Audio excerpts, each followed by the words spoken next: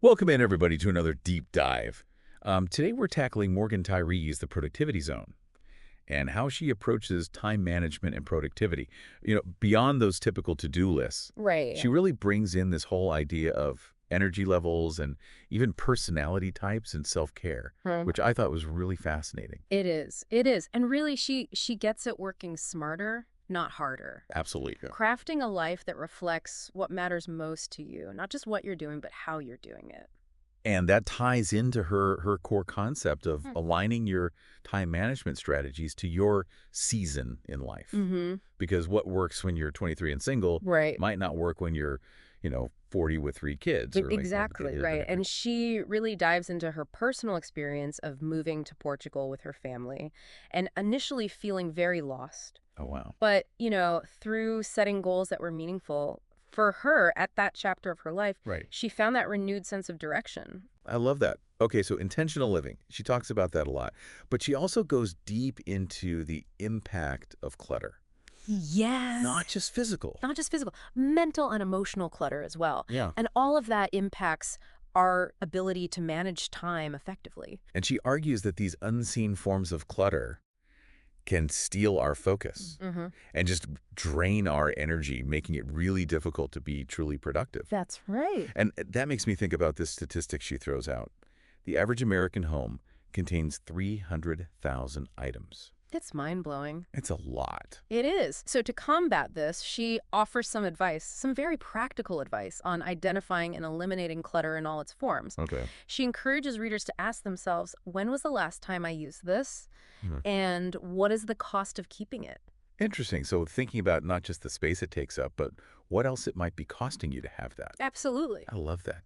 So it makes us really think about consumption habits and the value of the things that we have. It does. It's kind of prompting this mindful living, right? Yes. To create this peaceful and productive environment. Right. So we've decluttered our spaces, we're thinking about our season of life. Then she challenges this idea of quality time Interesting. and proposes that quality time happens when we're intentional about quantity time. So interesting. And she talks about it in relation to her experience of becoming a stay-at-home mom. And initially, it was very much a time crunch. I bet. But through strategically spreading tasks throughout the week, she kind of cultivated a slower and more enjoyable rhythm for her family, Wow. as opposed to trying to pack it all into the weekends or the evenings or something. Interesting. Yeah. So how we view abundance or scarcity of time impacts our quality of life. That's right. It makes us think. It does. And then she introduces this tool called the Daily Five, Mm. which is basically 5 essential tasks that she has her kids do to create more family time. It seems counterintuitive. It does. Like more structure should create less time, but Yeah, it's fascinating. it is. And it reminds me of the anecdote she shares about her college years. She had so many credits to catch up on Oh, wow. that she really had to reprioritize things and focus in order to graduate on time. Makes you think about your top 3 to 5 purposes in this current season of life. Absolutely. I mean, I'm thinking about what mine are. Absolutely. What are we really focusing on right now? Mm-hmm. What's most important? And that leads into time tracking, which can feel icky to some people, but she's really advocating for it as a way to understand where our time is going. Not to beat ourselves up about it, Right. but just to really understand, like, where's it actually going? She found that she was constantly underestimating the hours that she was dedicating to work and home management. Yeah. And it really led her to allocate those resources more effectively. That's fascinating. Just tracking for one day can be eye-opening. I think so. And then she has this idea of day number 1 versus day number 2. Yeah. What is that? So it's kind of like those super productive days. Yeah. Those are the ant days. You're firing on all cylinders, you're getting things done. And then there's the floundering fish days Oh, we all have where those. things just don't go as planned. Yeah. And I love that she's like, it's okay to have both of those days. Don't beat yourself up about it. Right. It's about adapting to our energy fluctuations instead of striving for perfection. Exactly. But it also makes me think, what triggers each type of day for each of us? Oh, that's interesting You know? to recognize those patterns. Yeah. And then she goes on to challenge this idea of busyness, which is so pervasive. So pervasive. This idea that we have to be busy all the time. And she's arguing it's often a choice that we're making. Oh, It's a result of overcommitting, yeah. saying yes to too many things. And her personal story really illustrates this. She quit this really demanding fitness job Wow. and then later withdrew her daughter from this very competitive swim team. Wow. And both were really hard decisions, but ultimately they led to better opportunities for both of them. Things that were more aligned with their value. With their values, absolutely. So it's this power of saying no, not only to things we don't like, Right. but also to good things that might not align with what's most important. Absolutely. It makes me think about what commitments have I allowed that are creating unnecessary business in my life. Oh, I love that. So we're thinking about what we can let go of. Yeah. And then she gives us this mission motto mindset framework, kind of help us navigate these decisions. I like that. And aligning our actions with our core values to create a life that reflects our true purpose. Absolutely. And then the productivity chart. Tell me more about that. Well, it pinpoints our peak focus times throughout the day. Oh, wow. So we can schedule things strategically. And this reminds me of the hilarious anecdote where she packs tuna fish and cottage cheese for her baby because she doesn't have margin. Oh my goodness. So flustered that, Yeah. that's all she can grab. It's a great way to illustrate the importance of creating margin in our lives. It prevents those frantic moments and ultimately allows us to show up more fully. In all areas of our lives. Yes. And I love that margin isn't a luxury, it's a necessity. It is. Okay, from margin, we go into the 3 time zones. Mm-hmm. Tell me more about that. Well, it's her core time management system, and it's a way to categorize our activities and schedule them strategically to maximize our focus and energy. Okay. So first you have the green time zone, or GTZ, Okay. and that is dedicated to focused, uninterrupted work, the kind of work where you need your full attention and concentration. Okay, so that's like our deep work. Exactly. Minimizing distractions. That's right. So then what about tasks that require more flexibility, maybe some multitasking? Well, those fall under the yellow time zone, or YTZ. Got it. And this zone is all about being able to adapt to interruptions, maybe manage multiple projects, and handle those everyday activities that don't necessarily require that laser focus. So it's like a spectrum It is. of focus. Okay, so we have green, we have yellow. What's our third one? Our third one is the most important, but often the most neglected, and it is the red time zone, or RTZ. Uh-huh. This is all about self-care and renewal, Okay. replenishing our energy and nurturing our well-being. So it's not just about getting things done, it's recognizing that we need rest We need rest. to be productive. I love that. And each zone has ideal tasks associated with it. So for example, teaching a teenager to drive, that would definitely fall under the green time zone. Absolutely. Requires a lot of focus, a lot of concentration. For sure. What about running errands? Where would that fall? Errands are a great example of a yellow time zone activity. Okay. You can often multitask. You can adapt to interruptions as they occur. Makes sense. And then for the red time zone, things like reading, Okay. taking a leisurely walk, Yes. taking a few moments to relax and recharge. I love that. So it's not just time management, but energy management. It is. I'm already picturing where my tasks fit in these zones. Right. But then she gets even more specific and she talks about attitudes Oh. for each zone.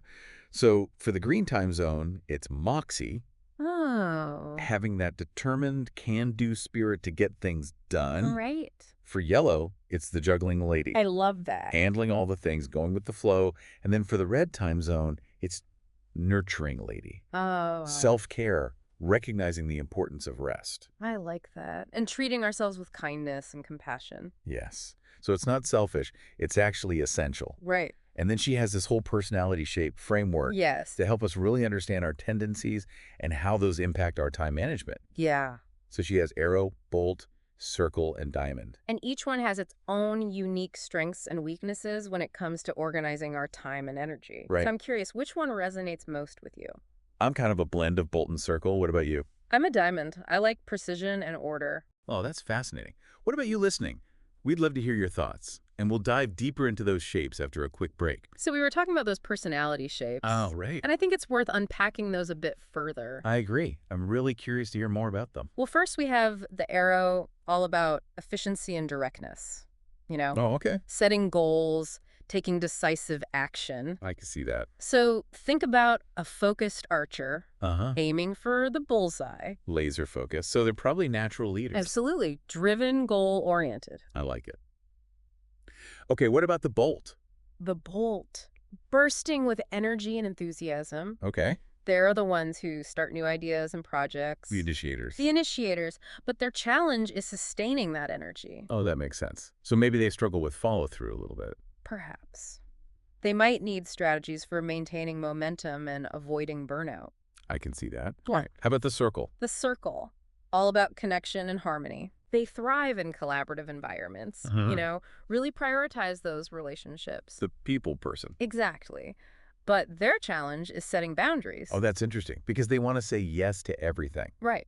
And they end up overcommitting. Yeah, So they need that balance between nurturing connections and honoring their own needs. that's a good point. Yeah. And then lastly, we have the diamond. Yes, the diamond, precision and order. Okay, They're the meticulous planners. I see that. Detailed schedules, color-coded calendars, the works. Oh, wow. So probably not very spontaneous. Maybe not.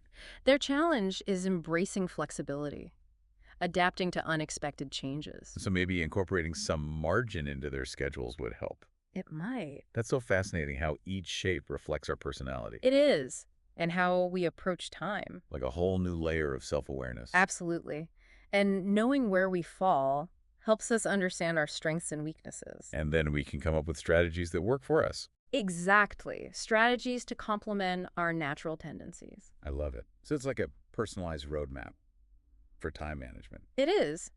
But beyond just personality shapes, she also goes into introversion and extroversion. Oh, right. How those impact our energy levels and preferences. So understanding where we fall on that spectrum, too. Is really important for creating a schedule that supports our well-being.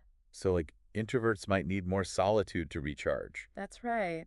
And extroverts thrive on social interaction. Makes sense. It's about honoring those differences in how we gain and expend energy. Absolutely. So we've talked about all these practical strategies, but she doesn't shy away from the spiritual aspect either. No, not at all. She beautifully integrates her faith into her approach, I like that. encouraging readers to seek God's guidance in how they use their time. So it's not just about efficiency for efficiency's sake. Right. It's about purpose and meaning. That's really nice. And she even tells a funny story about her husband bringing a giant, outdated calendar to their planning meeting, emphasizing that it's really about finding what works for you. Digital, paper, whatever that looks like for you. I love that visual. Finding tools that fit our personalities and needs. Exactly. There's no one-size-fits-all solution. Absolutely. Experimenting and being flexible is so important. I think so. And speaking of flexibility, she also talks about the importance of reflection, not just planning ahead. Right. It's about analyzing how we've used our time in the past, identifying patterns and learning from our experiences. Like those companies that use data to prepare for future growth. Exactly. Learning from the past to make better decisions in the present. That's right. Allocating our resources more effectively. I like that. Being intentional, not reactive. Uh-huh. But she takes it a step further by encouraging us to also seek God's guidance moving forward. So it's not just looking back, it's looking ahead with God. Exactly. Inviting him into the planning process. I love that. Recognizing we're not in this alone. Right. And we have a source of wisdom that transcends our limited perspectives. That's beautiful. Letting go of the pressure to figure everything out ourselves. And surrendering to a plan that's bigger than anything we could come up with. That leads to what she calls the sweet spot. Yes. Where our efforts align with God's plan. And it results in maximum impact for the time we invest. That feeling of flow, like Yeah. we're in sync with something bigger. Our passions and God's purpose intersecting. It's a beautiful thing when that happens. It is. And sometimes achieving that means letting go of things that aren't serving us. Even if they seem good on the surface. Right. It reminds me of her story about quitting her fitness job. Oh, right. And her daughter and the swim team. Exactly. Difficult decisions, but they made space for better things. More aligned with their values and priorities. Yes. It's about saying no, not just to things we dislike, but also to things that might distract us from our purpose. Powerful stuff. Yeah. So we're letting go or being intentional. And then she gives us some tips for actually organizing our time. Right, like creating different views for our calendars. Oh, interesting. Tell me more. She suggests a weekly view for an overview a daily view to zoom in, and even a task view to see how things fit into those 3 time zones. So choosing the perspective that works best for us at the moment. Exactly. And then there's the power of to-do lists. But she puts a twist on it, right? She does. While she acknowledges checking things off a list, she encourages us to create done lists. Oh, I like that. Celebrating what we've accomplished. Exactly. Instead of just focusing on what's left to do. It's so easy to forget to appreciate how much we actually get done. It is. A done list cultivates gratitude and acknowledges our efforts. It's like giving ourselves a little pat on the back. It is, which boosts our motivation. I like that. But it's not all about planning and organization. No, she stresses flexibility too. Of course. Life rarely goes according to plan. She tells a funny story about her youngest daughter disrupting her carefully crafted nap schedule. Oh, I remember that one. Berkeley, the escape artist. Oh my goodness. Scaling the crib. A master escape artist. Talk about a schedule shakeup. Hmm. What a great reminder that kids will be kids. And that we can't force them or ourselves into rigid molds. It's about embracing the unexpected and finding joy in spontaneity. Letting go of control and going with the flow. And this idea of adaptability connects back to understanding our personalities. Those arrows, bolts, circles, and diamonds. Exactly. Recognizing our strengths and weaknesses when it comes to time management. It's like finding the perfect dance partner for a time. That's a great analogy. We all move to a different rhythm. An arrow might excel at delegating. Huh? A bolt might need to focus on follow-through. A circle thrives in collaboration. And a diamond finds comfort and structure. It's all about creating a system that works for us. Exactly. Honoring our unique wiring. Embracing our individual rhythms. A symphony of productivity. I like that. And also recognizing where we fall on that introversion-extroversion spectrum. Oh, right. Understanding our energy needs is crucial for preventing burnout. So introverts might need more solo time. Extroverts might find energy in social settings. And it all comes back to intentionally scheduling that red time zone. For self-care and renewal. Exactly. It's not a luxury, it's a necessity. Replenishing those reserves so we can show up fully for what matters. Right. So it's not selfish, it's strategic. It is. Taking breaks, engaging in activities that replenish us, whether that's spending time in nature, pursuing a creative hobby, or just quiet reflection. Choosing activities that align with our needs. That's where the nurturing lady comes in. Right. Embracing our unique style of self-care. There's no right or wrong way to do it. It's about finding what works for us, what brings us joy. Making it a priority, scheduling it in. Treating ourselves with kindness and compassion. And she reminds us that God cares about those details too. Our schedules, our need for rest. Seeking His guidance, trusting His timing. Letting go of control and embracing the adventure of following God's lead. Sometimes that means prioritizing rest even when our to-do lists are overflowing. And that surrender brings a sense of peace and alignment. Recognizing God's timing is perfect. Mm-hmm. Sometimes the most productive thing is to rest in His presence. I agree. Now, while she emphasizes rest, she also gives a framework for setting and achieving goals. Oh, tell me everything. Goal setting is something I always struggle with. Well, she uses the acronym GOAL-AS. Okay, The G stands for goal, stating our objective clearly. makes sense. Clarity is key. What about the O? The O is for obstacles, identifying potential roadblocks in advance. So we're anticipating challenges and coming up with solutions beforehand. Exactly, like a contingency plan. That's smart. The A. Attainable, making sure our goals are realistic and achievable. So setting ourselves up for success, not discouragement. Right. L, Hmm. list, creating a step-by-step action plan, Okay. breaking down a big objective into smaller steps. Less daunting that way. And the S. Support, enlisting the help of others. Accountability partners. I like it. You don't Yeah. have to do it alone. Exactly, leaning on others for support and encouragement. We can create that community of accountability. Exactly. And our goals should not only serve us, but also benefit others. Using our time and talents to make a difference. Right. Our time is a precious gift. To be used wisely and intentionally. And that leads us to understanding our current season in life. Oh, right. Our time management strategies need to be flexible. What worked in one season might not work in another. Our priorities change energy levels, even our personalities. It's about embracing the fluidity of life. And recognizing each season has its own beauty and challenges. She uses the analogy of farming. Each season requires different tasks. You can't plant seeds in the winter or harvest in the spring. Exactly. Be mindful of the season you're in. Adjust accordingly. It's a natural rhythm. Surrender to the present moment. we're exactly where we need to be, And God is with us every step of the way, guiding us, supporting us, empowering us to live a life that honors Him. seeking His wisdom, trusting His timing, resting in His presence. Beautiful. And that brings us to the final chapter, Okay. where she reminds us to seek fullness in all areas of our lives. Oh, fullness. That state of abundance and joy. Tell me more about how she defines that. She describes it as balance and harmony, thriving physically, mentally, emotionally, and spiritually. It sounds like the ultimate goal. But how do we cultivate that in our busy lives? Setting boundaries, saying no, prioritizing activities that replenish us and bring us joy. Making space for what truly matters. Investing our time and energy wisely. And seeking God's guidance. Listening for His wisdom, trusting His timing, leaning on Him for strength. Surrendering our need for control. Embracing the adventure of following God's lead.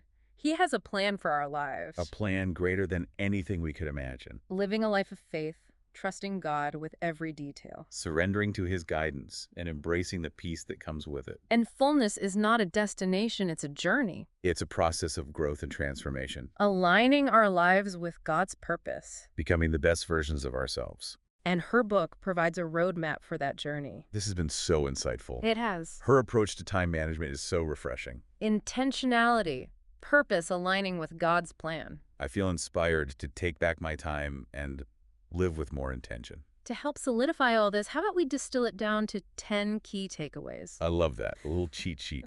Okay, number 1, embrace your season. Number 2, clear the clutter. 3, rethink quality time. 4, identify your top priorities. 5, track your time. 6, embrace ant and fish days. 7, say no to make space for great things. 8, experiment with the 3 time zones. 9, understand your personality and energy needs. And 10, seek God's guidance. That's a powerful list. It is. And remember, it's just a starting point. Explore the book and discover how her insights can transform your life. Wow. So insightful, right? Yeah. 10 key takeaways to really get us thinking about how we're managing our time and energy. It's about taking back our time and living with more intention. Exactly. And as we wrap up this deep dive into the productivity zone, I want to circle back to her parting message, Okay. because it really ties everything together. She encourages us to embrace our unique journeys, Right. grant ourselves some grace amidst the imperfections. Because there will be imperfections. Always. Always. And it's finding that balance between striving for excellence and surrendering to something bigger than ourselves. So it's okay to let go of that pressure to be perfectly productive all the time. Absolutely. Finding a rhythm that honors our individual needs and personalities. And she tells a funny story about a friend who wisely pointed out that the laundry will still be there tomorrow. Oh, I love that. It's about prioritizing what truly matters. Right. Letting go of that need to do it all perfectly. And it goes back to understanding our season, our strengths and weaknesses, Right. and honoring our capacity limitations. To avoid that constant, frantic busyness. Right. It's about creating a life that truly fits. That reflects our values, that honors our gifts and talents. A symphony of productivity, not a cacophony of obligations. I love that. But she doesn't want us to just settle for mediocrity either. No. She encourages us to pursue our goals, Mm-hmm. but to find that harmony between our efforts and God's purpose for our lives, Embracing the journey. with all its twists and turns, Because there will be twists and turns. knowing that He is guiding our steps. So it's a call to action, but also a call to peace. Right. Because we're not in control. And that surrender can actually bring tranquility and purpose. This deep dive has been so enriching. It has. Morgan Tyree's insights offer such a fresh perspective on time management. I agree. It's not just about efficiency. It's about intentionality and purpose. Aligning our lives with God's plan. I feel so much more equipped to live a more fulfilling and impactful life. Me too. So thank you all for joining us on this exploration of the productivity zone. We hope you feel empowered to reclaim your time and craft a life that radiates authenticity, purpose, and joy. Thanks for listening.